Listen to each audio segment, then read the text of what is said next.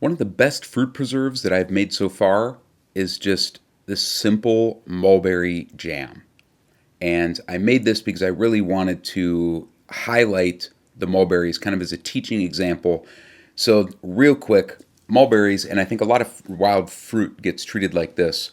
They just get cooked in a pot with a bunch of sugar and people call it a preserve. So, I really want to stress that we should respect the fruit and honor the individuality. With the mulberries, that means, okay, mulberries are mild tasting and the shape really isn't conducive to spreading. So I'm going to show you a couple really good tricks to kind of get around that and make a perfect spreadable preserve of mulberries. The first thing we're going to do is take an apple.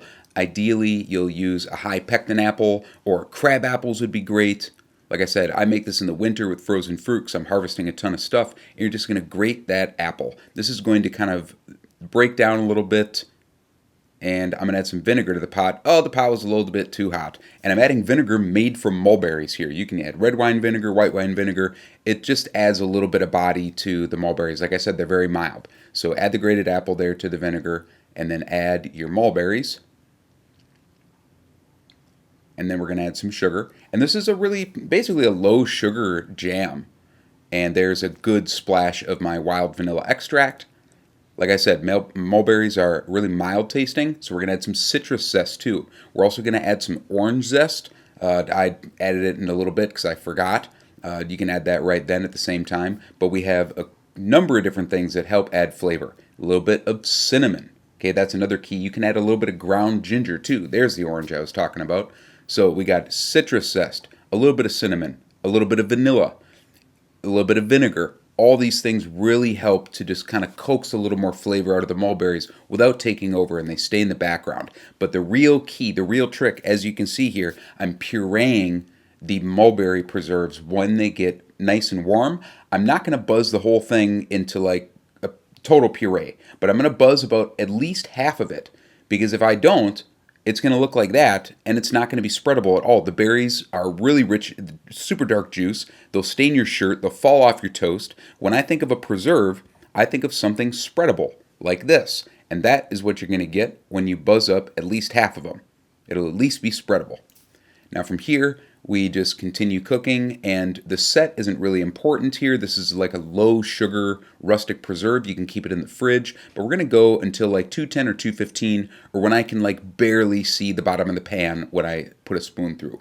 And then when it's done, I'm gonna add a little bit of fresh lemon juice, and then we're just gonna clean the jars up a little bit, put the jam into jars,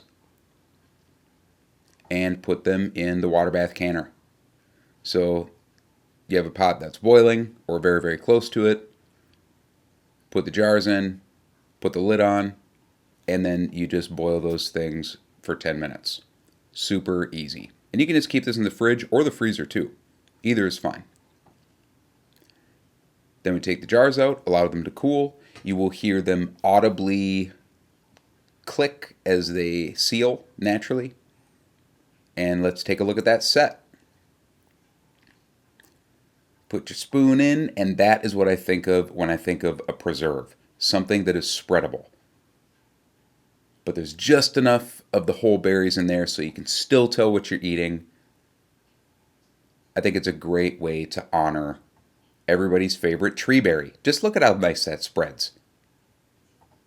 Delicious. And make sure when you're putting preserves on toast, butter that toast too. That's it. Simple way to make mulberry jam at home that anyone can do, and a couple different ways that you can get a little bit of extra flavor out of your mulberries. The full recipe's on my website. There's a link at the top of the video description for that. Thanks for watching.